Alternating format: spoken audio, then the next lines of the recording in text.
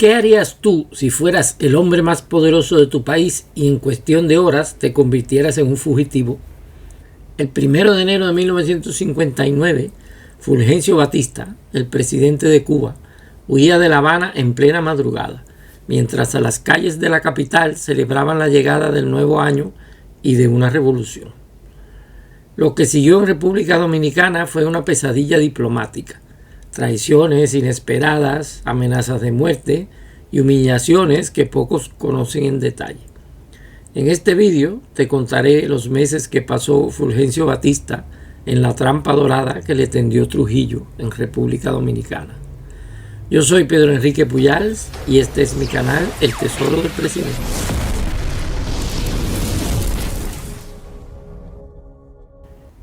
El primer avión en despegar de Colombia en la madrugada del 1 de enero de 1959 fue el Guaymaro, el avión presidencial, que llevaba a bordo al general Tabernilla, su familia y amigos. Este avión aterrizó en el territorio de los Estados Unidos. Poco después despegó el segundo avión. Esta vez a bordo iba el presidente Fulgencio Batista. Se trataba de un DC-3 de Aerovías Q, una aerolínea propiedad del propio Batista. Durante los primeros 15 minutos, el avión se dirigió al norte. Los pasajeros presumían que el destino de aquel precipitado viaje eran los Estados Unidos. Pero entonces el general Batista ordenó poner rumbo sureste y poner proa a Santo Domingo. Este anuncio sorprendió a todos, hasta el extremo de que el propio piloto de la nave, el capitán Soto, vino a comprobarlo personalmente y el presidente le ratificó la disposición de dirigirse hacia República Dominicana.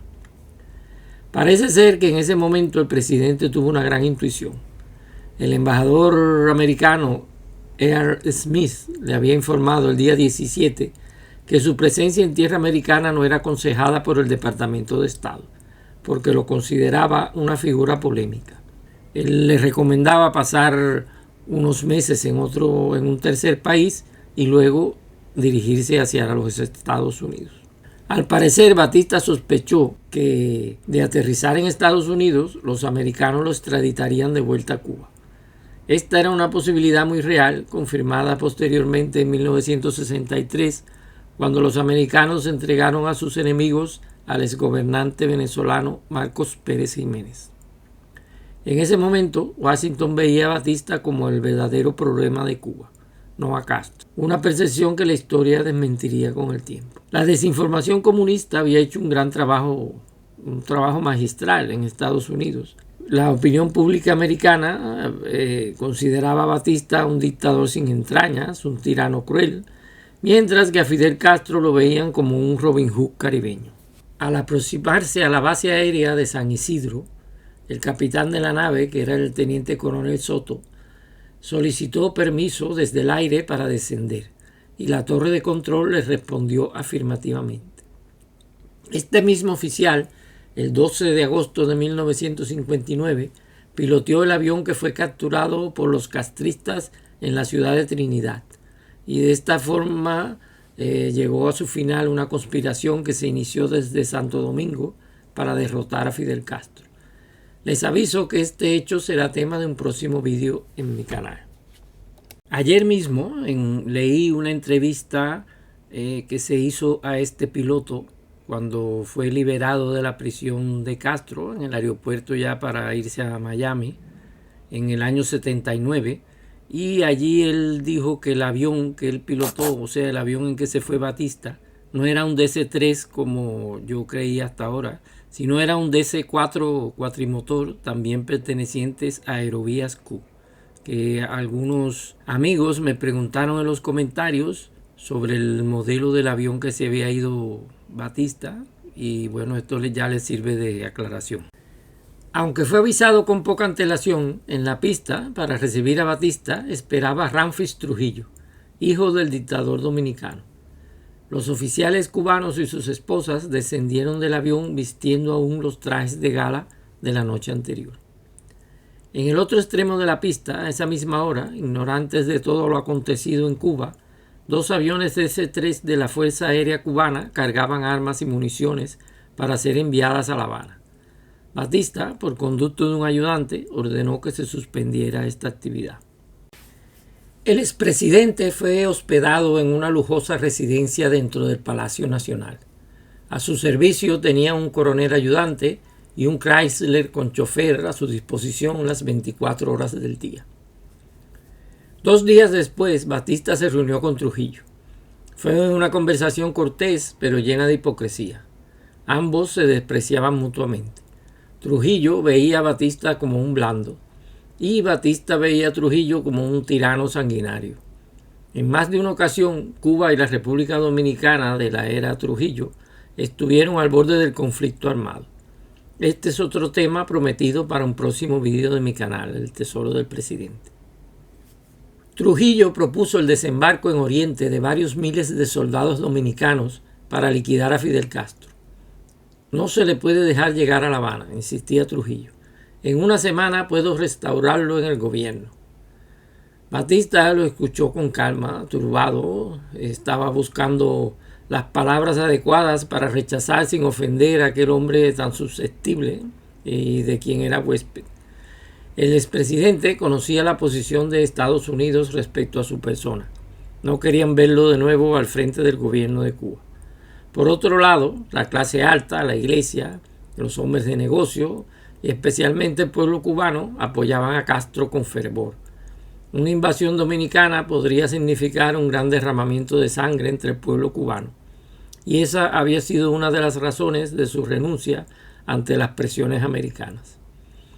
Batista se negó a aceptar el ofrecimiento de Trujillo, alegando que había que esperar como mínimo 2 años para que en Cuba y en los Estados Unidos todos se desencantaran del gobierno comunista de Castro. Desde ese mismo instante, la actitud de Trujillo hacia Batista cambió radicalmente. Le retiraron el ayudante, el coche, y Batista tuvo que mudarse al Hotel Jaragua, junto al resto de los exiliados cubanos. Al ver que Batista no parecía querer pelear ni ser su aliado, Trujillo, herido en su orgullo, aumentó la presión. Reconoció oficialmente al gobierno de Fidel Castro con gran despliegue mediático. Algunos aseguran incluso que propuso entregar a Batista y a los exiliados cubanos a cambio de los exiliados dominicanos asilados en Cuba, aunque esto no he podido comprobarlo. Además, exigió el importe del último envío de armas que se había estado cargando hasta el último día y que no se le había abonado, ascendente a $600,000. Batista irresponsablemente le contestó al emisario de Trujillo que esas armas estaban en Cuba y que por lo tanto tendría que pagarlas el gobierno de Cuba, es decir, Castro. Trujillo contestó rápido: yo se la vendí a Batista y no al gobierno cubano.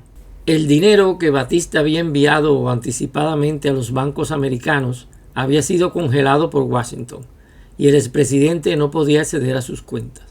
Batista entonces trató de pagar a Trujillo con los 3 aviones DC-3 cubanos que estaban en ese momento en la base de San Isidro, el de Aerovías Q de su propiedad y los 2 aviones militares que estaban cargando armas.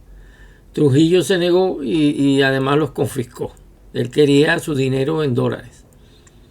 Desesperado, Batista envió entonces a su esposa, Marta Fernández, y a su cuñado Roberto Fernández Miranda a los Estados Unidos para solicitar la descongelación de sus fondos y gestionarle un visado. Antes de partir, se ve que tenía un mal presentimiento Batista y les entregó su testamento. Si muero en Santo Domingo, que nadie venga ni siquiera a buscar mi cadáver, les dijo. Batista estaba realmente preocupado ante la hostilidad de Trujillo. El benefactor, como se le llamaba a Trujillo en Dominicana, encargó el cobro de la deuda a 2 personajes peligrosos: Policarpo Soler, un gángster cubano que se fugó de la cárcel durante el gobierno auténtico de Prío y al que el gobierno de Batista no había permitido regresar a Cuba durante 7 años por tener cuentas pendientes con la justicia. O sea que si regresaba iba a ser juzgado y el hombre pues no quiso volver. El otro intermediario de Trujillo era Johnny Aves García, el jefe del Servicio de Inteligencia Militar Dominicano, que también le guardaba rencor a Batista, por haberlo dejado abandonado en La Habana el 1 de enero de 1959.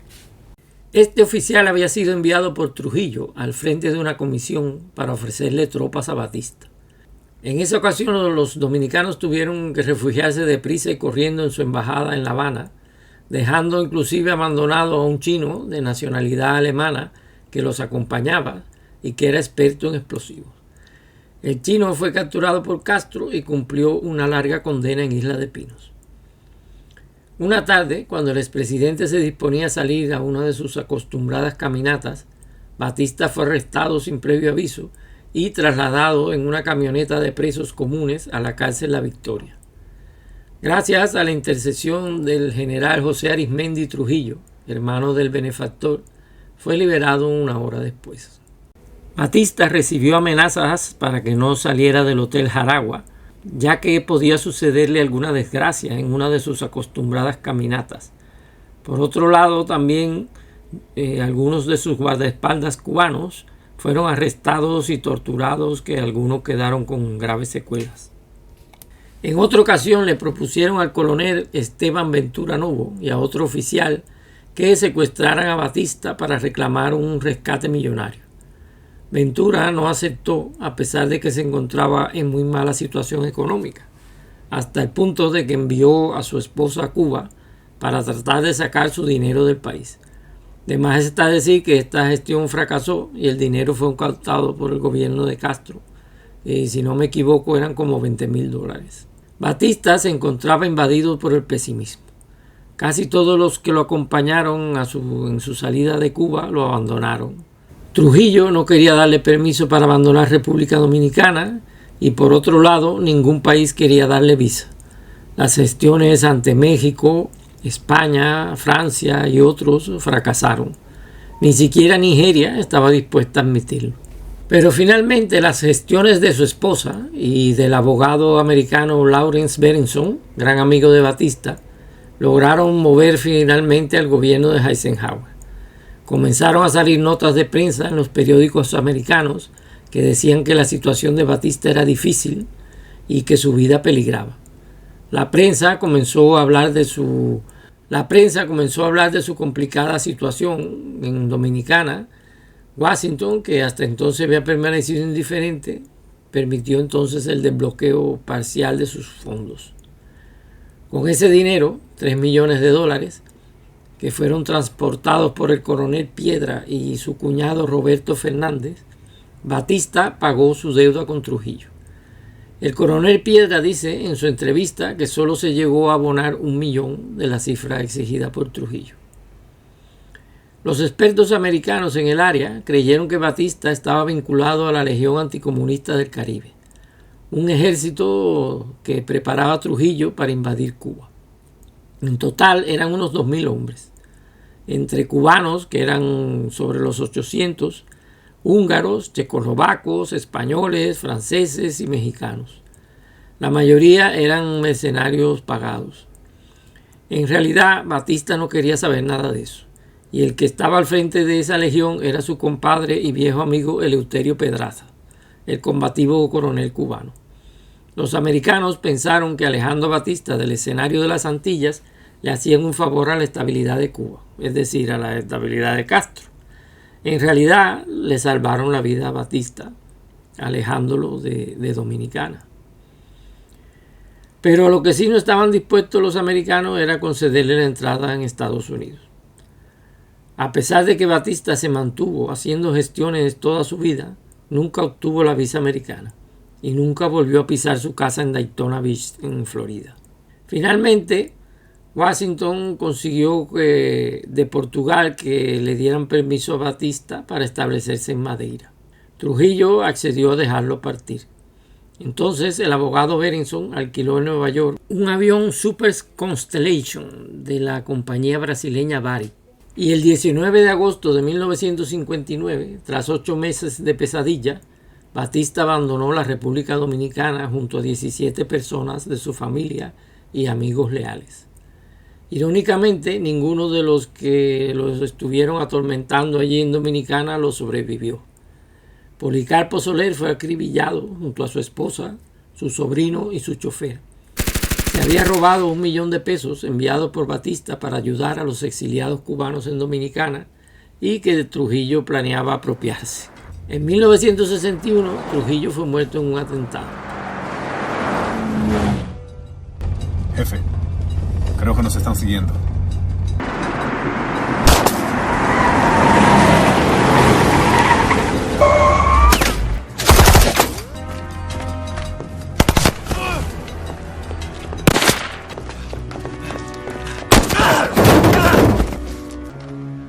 Muerto ese abejón. Este guaraguao ya no come más pollitas. Al poco tiempo se derrumbó su régimen y el coronel Johnny Aves escapó hacia Haití. Pero allí no le perdonaron los asesinatos de numerosos haitianos en la frontera y poco después murió al explotar su coche por una bomba que le pusieron. Y así dejamos a Batista volando sobre el Atlántico rumbo a un exilio incierto en Europa. Pero su historia no termina aquí. En la próxima entrega exploraremos su vida en Portugal, que fue su último refugio, y su muerte lejos de la tierra que una vez gobernó. Si no quieres perderte esta parte crucial, suscríbete ahora y activa la campanita de las notificaciones. Si este vídeo te pareció interesante, déjame un like y sobre todo compártelo, que así me ayudas muchísimo a seguir contando estas historias que trato de hacer con profundidad y rigor. Nos vemos en la próxima. Hasta luego.